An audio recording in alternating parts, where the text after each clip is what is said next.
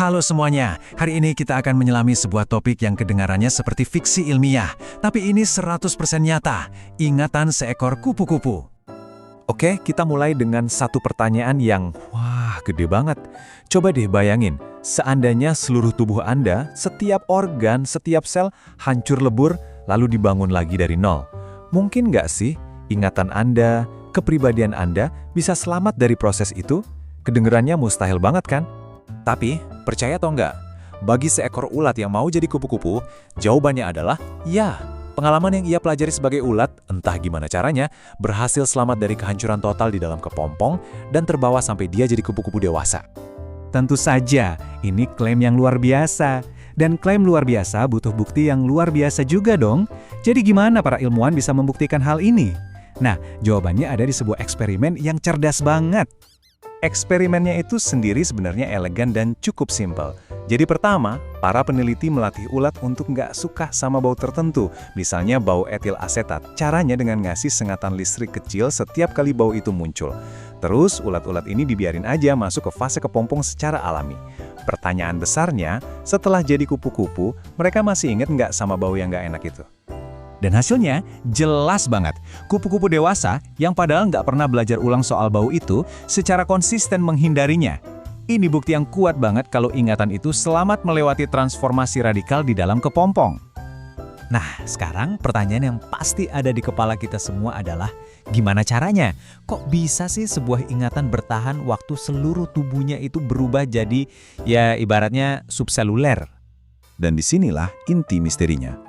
Gambaran umum kita tentang metamorfosis kan ulat itu mencair sepenuhnya, terus tiba-tiba muncul makhluk baru yang ajaib. Tapi kalau otaknya ikut hancur, ingatannya datang dari mana dong? Nah, ternyata persepsi kita soal riset total itu nggak sepenuhnya benar.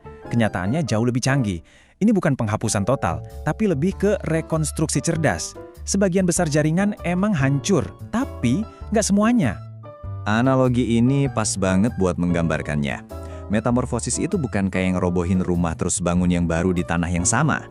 Ini lebih mirip ngerombak total interior rumah, ganti semua dinding dan perabotan, tapi fondasi sama kerangka strukturnya tetap dipertahankan. Jadi, gimana fondasi ini bisa bertahan?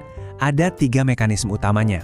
Pertama, beberapa sel saraf inti atau neuron ternyata selamat dan nggak ikut hancur.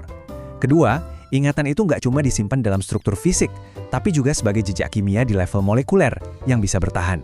Dan ketiga, sistem sarafnya itu nggak dihapus, melainkan diatur ulang dengan cerdas. Neuron-neuron yang selamat ini perannya krusial banget.